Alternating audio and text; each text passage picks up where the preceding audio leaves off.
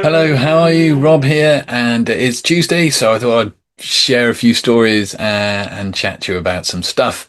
So, last time I was talking about an event in Glastonbury. Well, this was another time I was down performing at the same event. It was a evening party in the town hall there, and for several years I went down and did it at least, well, yeah, twice a year. So I was performing at this event in the town hall, and I'd done my set, and I was having just a drink with friends. Really hot day. It was quite stuffy in there, and I felt like I needed some fresh air. So me and my mate Dan got up, and without thinking about it, went out through the doors.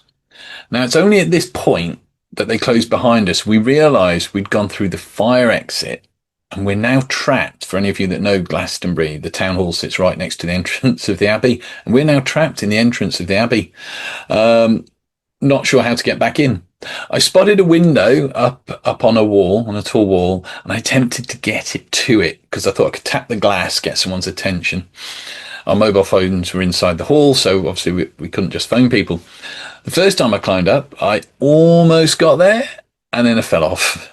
The second time, it was really quite high. Second time, I almost got there and I fell again. And this happened for a third time, at which point the alarms went off. So now not only are we trapped in there, but the alarms are echoing out. And there's us trying to find our way out of the Abbey at Lilleshall. Is one of my favourite places.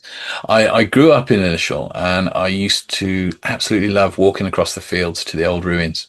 And along the way, there was like a sinkhole, the type you get a lot of them in Shropshire, where the last bit of ice, remnant of the ice age, melts and it leaves an indentation in the land. And I remember once my friend Alex and I heading off to the Abbey, and as we went by the sinkhole, we decided to just hang out, chill out there for a bit. And it's quite a liminal space, really. They're interesting spots. I just watched a film where the main character in it, had learned to run so fast that his feet barely touched the ground, almost floated. It's a dodgy 80s martial art film, should you ever feel the need, called Remo. I watched it the other day, actually. It's still good fun. It's quite silly.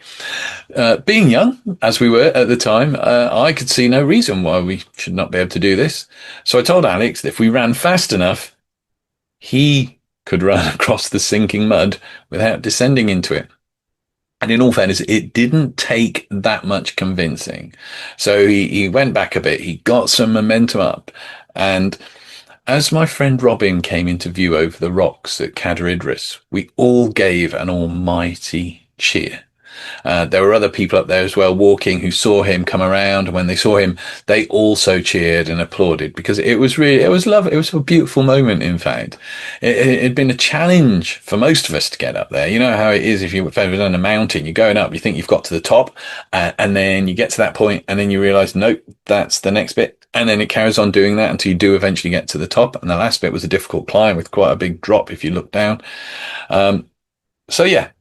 But Robin had done really, really well. He just really wasn't as fit as the rest of us. But with the support and help from the whole group, he'd made it to the top. And it just made it such a great weekend. I'd been running a retreat at the foot of Cadair Idris, and the walk to the summit, it was like the climax, the final part of the weekend. It's probably one of my favourite memories.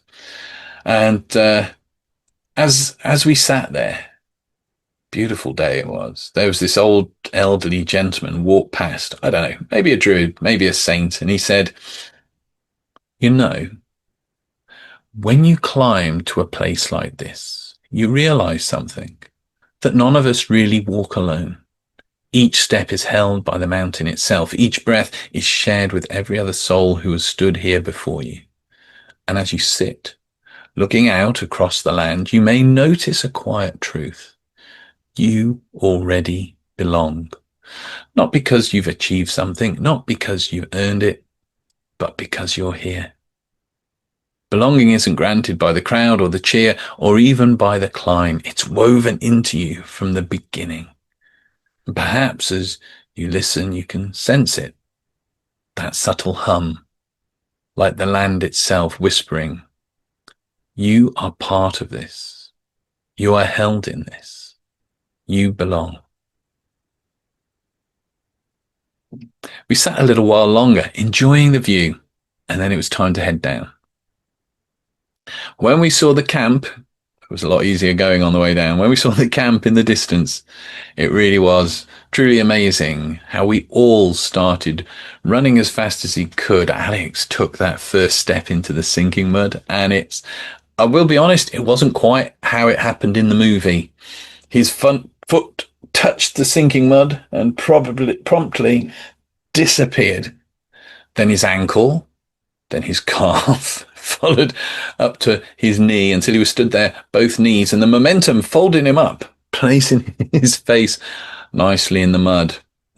So, after a lot of effort, I decided that climbing the wall was not the best thing.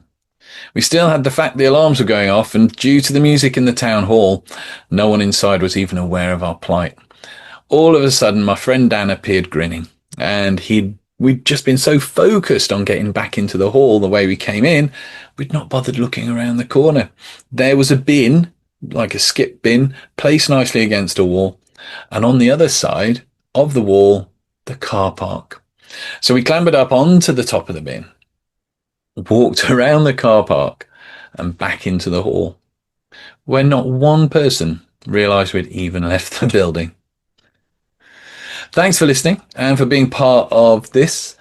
If you'd like to help Caim continue with more stories, reflections, and gatherings, you can support by subscribing the channel, clicking the bell so you get the reminders, but also visiting the ancientwhispers.co.uk website and our Ko-fi page, and maybe consider helping and supporting that way. Every little bit helps keep this creation and sharing.